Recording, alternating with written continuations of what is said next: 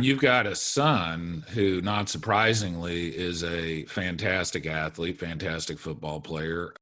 He's going to be, I think, is this his freshman year playing college football?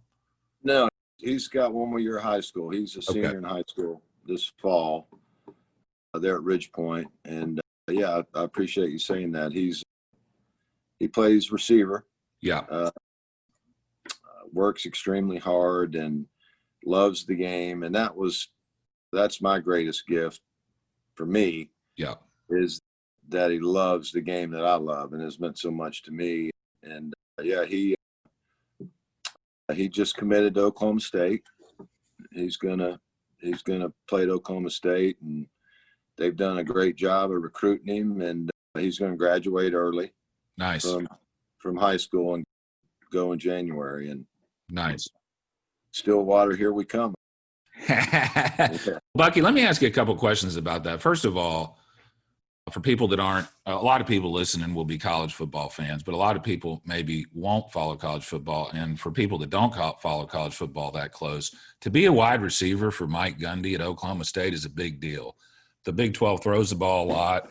They got a lot of good receivers. Your son's a very high-level athlete. I want to ask you, Bucky, as a high-level athlete yourself, give us some tips, maybe as parents of athletes or as coaches of athletes. You talk about how your son, his name is John Paul, I think, right? Yeah, I didn't, and I don't know why. I didn't want a junior. Yeah. And of course, my real name is John, and my dad's name was Paul. So I figured that would be a good way to kind of include my dad and me with my son. And so that's what we went with. And how did you, like, when John Paul was younger, as the parent of an aspiring athlete and somebody who played very high level sports yourself, how did you deal with that as a parent? Because, some parents, I think, and you were a coach of youth sports teams and did all the stuff that a lot of us have done. And you've seen parents that can get a little nuts about sports, to say the very least. And then there's others that you never see them at the game at all. So how did you manage that balance between encouraging your son, maybe pushing him to get better a little bit, and then but not being too much of a crazy parent type? Yeah, I think I just did what my father did to me. My dad never pushed me or was real critical of me. He encouraged me. And he was my father and a soft place for me to fall, if you will. And that's pretty much how I handled John Paul. I'm as competitive as anybody. But I alluded to it a little earlier. I was so focused on making sure his experiences as a young kid were good, so he would continue to want to play. Yeah. And of course, I coached him up and I coached him hard, like I did all the kids, but I loved them equally as much. For every criticism, you should hug them. And that's how I did it. And I just wanted him to fall in love with the game. So when he gets to high school, he's motivated and he can taste it almost and see it, and then go do what you do, go be what you can be, whatever that is. And everybody has different levels of what the top side's going to be. And some of it's God-given and some of it's how hard you work. And so that's really what I focused on. Even now, it's so much harder as a parent watching your son. Gosh, yeah.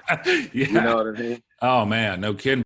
On the other side, on the flip side of that, Bucky, I tell people, for example, when I take my kids fly fishing, it's nice catching a fish, but watching your kids catch a fish is about 1,000,000 times better. So it was nice being a high school athlete and playing in the state championship game and stuff, but watching your kids do something like that, to me, is like 1,000,000 times better, right? Oh, yeah, no doubt. Now, I enjoy every minute of it, and I see how much he loves it and how hard he works at it. And you just, as a parent, like any parent, you want your kids to make good decisions and to put themselves in a position to have some success, whatever that is. And that's really what my wife and I have tried to do. But man, watching them is way more stressful than playing. That's for sure.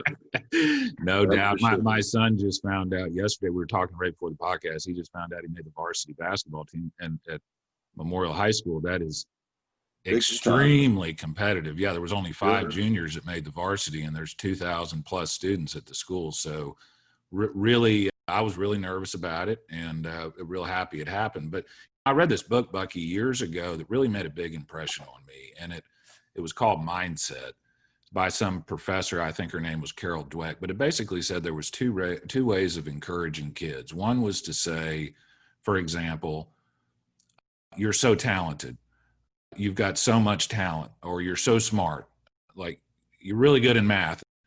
And that's one way to do it. And the other way to do it is to encourage them to work hard, to practice. One's called a fixed and one's called a growth mindset. And the problem is if you tell your kid they're too good too often, when they fail, they're like, I guess I'm not good enough. Whereas if you say, man, you really worked hard, you earned that, then if they run into some obstacles, then they just work harder. So speak to that a little bit, because you talked about how, and I think this is a really important point.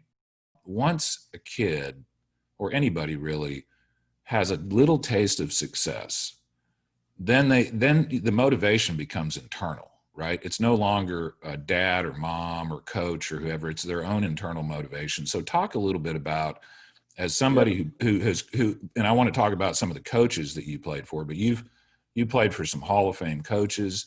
You were an incredible athlete yourself. How do you look at like the techniques of encouraging and coaching kids? I think everybody being around the little league and the youth leagues and now in high school, everybody focuses on the success part. Yeah. And handling success can be tricky, but it's really not a gut check. I think I've always tried to talk to my son about failures when things don't go like you want them to go. And really not enough focus is on that side of it, because the best of the best players, the good players, the great players, handle adversity better than others. Yeah. Because when you're playing football, and a quarterback in particular, but really any position, there's so much failure that goes along with it, and it's how you process it and handle it. And you've got to get to a point where it won't affect your next play. Yeah. And you have to have the short memory, as you heard before, I'm sure. For sure. So I talked to John Paul a lot about that, body language and handling adversity. And again, kids put so much pressure on themselves already. I think back when I was playing, how much pressure I put on myself to perform. And that's so much pressure, and it weighs so heavy on children. I would look forward to seeing my dad, because I knew I was just going to get a hug, and he's going to say how proud he was of me and tell me I did great. Yeah. And so I didn't forget that. And when my son comes home, it's dad, it's hugs and proud of you, and just talk about the game and in general. I'm not ever critical. I want to be his dad and his biggest fan. And really, I don't try to be tricky about it. I try to be open and honest and show him that I got his back. And that's kind of how I go about it, Brian. It's I see a lot of dads get real technical, and they're coached 90% of the time, and that's not what kids need, in my opinion, and that's not the way to do it, in my opinion. That's right. But that's just my opinion, and so that's what I focus on, and it seemed to have worked well so far. Absolutely. And Bucky, I think it's fair to say, and I think you'll agree with this, there are some very high level athletes that when they're done with sports, they don't do so well. Mm-hmm. And they have money problems or other kind of problems. And there's all sorts of different reasons for that. one of the things that I like to keep in mind with my kids who are all playing sports now is eventually they're not going to be playing competitive sports. And so what are we doing here? I think what we're doing here is we're trying to use sports as a mechanism for teaching character, teaching leadership. And I think what you just brought up is a phenomenal point. Learning how to deal with failure or with adversity is one of the best life skills you can get. I tell people this, when I go try cases, every time I'm done with a trial, I write notes about how the trial went, what I would do differently, what I wouldn't do differently. And what I found is I don't lose many cases, but when I win cases, the notes are something like, "Oh, you're great. Keep doing what you're doing." Yeah. But when I lose a case, it's like 10 pages of stuff to work on. And so the point I tell people is, and I tell the lawyers that work for me, you don't learn a whole lot from winning all the time. Where you learn your lessons is when you run into obstacles, right? That's correct. Yeah. The greatest teaching points coaching children that I found is when you lost a game. Yeah. I mean, you can reinforce so many things and still be positive about it. But man, you can really teach kids a lot when they're crying or they're sad and they lost a close game. It's to me, it's more difficult to try to tell kids you need to work harder when you're winning. Yeah. You've got to be able to continue to work hard and improve. And like you said, that's life. You're going to get a lot of bloody noses along the way, and the great ones can handle that and get off the mat and keep trucking.